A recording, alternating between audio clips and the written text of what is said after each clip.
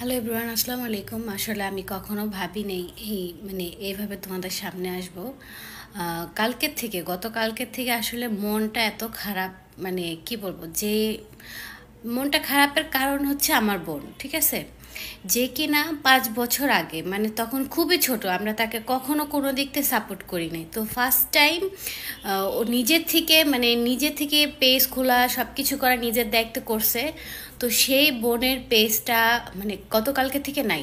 আমি ফার্স্টে দেখি আমাকে একজন বলতেছে অন্তরার আইডির লিঙ্কটা দেন। তো আমি যখন লিঙ্কে যাই দেখি দুইটা আইডি অন্য আইডি, কিন্তু আমাদের ফলোয়ার্স না। আমাদের ফলোয়ার তো 2 লাখের উপর, প্রায় 2.5 লাখের কাছাকাছি।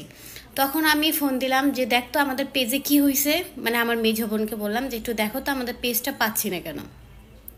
তো যখন এটা না পাওয়ার পরে হয়তো বা অন্তরা সবাই দেখতে পারছে যে আমাদের আইডিটা নেই।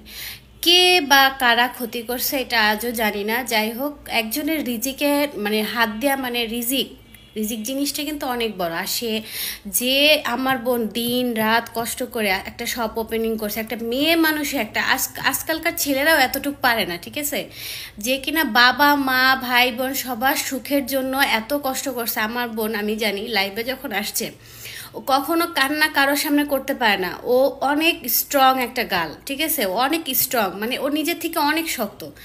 আর ও যখন লাইভে এসে যখন মুড অফ করে বলছে, আমি জানি ওর ভিতরটা একদম ভেঙে চুরে চুরমার হয়ে যাচ্ছে। কারণ ওর 5 বছরের কষ্ট এই পেজটাতে, সানফ্লাওয়ার বাই নুসরাত জাহান অন্তরা এই পেজটাতে 5 বছরের কষ্ট করছে। যে এমন বিয়ের পরে রাকিব রাকিব রাকিব ওকে অনেক হেল্প করতেছে, সেই মানুষের পেজটা আজকে নাই। কি লাভ তোমাদের ক্ষতি করে?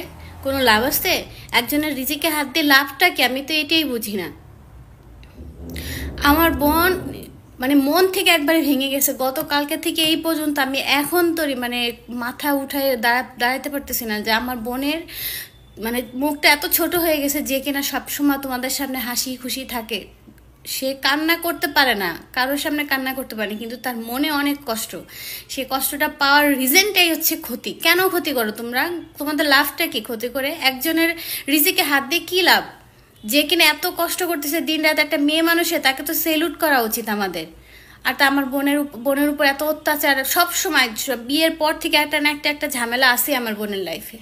সে তো এখন একটা শপ ওপেনিং করছে, তাতে কি মানুষের সহ্য হয় না? ভালো লাগে না?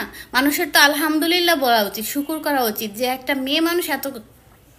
আমি নিজেও কথা বলতেছি না, আমি এখন এইমাত্র বিকাল 5টা বাজে, সারাদিন শুয়ে আছি। এখন আমি গোসল করে আমারও মনটা খারাপ যে আমার বোন হয়তোবা তোমাদের কাছে কান্না করে কিছু বলতে পারে, কিন্তু আসলে অনেক মন থেকে ভেঙে পড়ছে।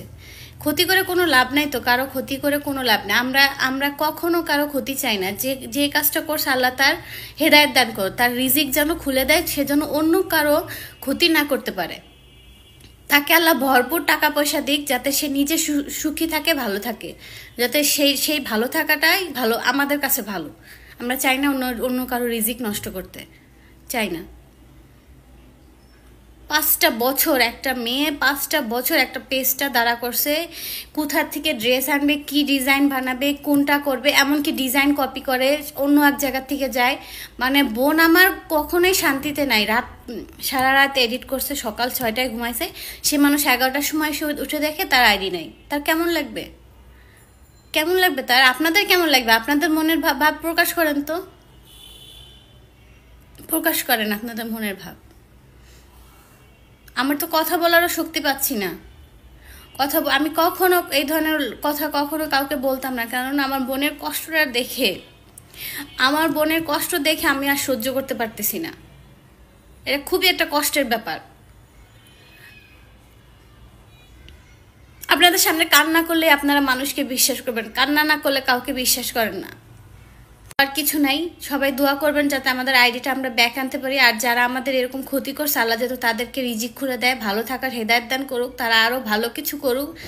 আল্লাহ যেন তাদের কখনো কোনো ক্ষতি না হয়, আমরা এটাই কামনা করি। কখনো কখনো ক্ষতি না করে, তাদের জন্য দোয়া করি, তারা সুস্থ থাকুক, ভালো থাকুক, অন্য কারো ক্ষতি না করে।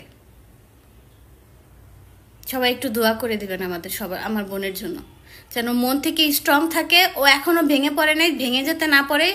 আল্লাহর কাছে দোয়া করি যেন আমার বোনটা শক্ত থাকতে পারে, তাকে স্ট্রং থাকার মতো তৌফিক দান করুক আল্লাহ। আল্লাহ হাফেজ।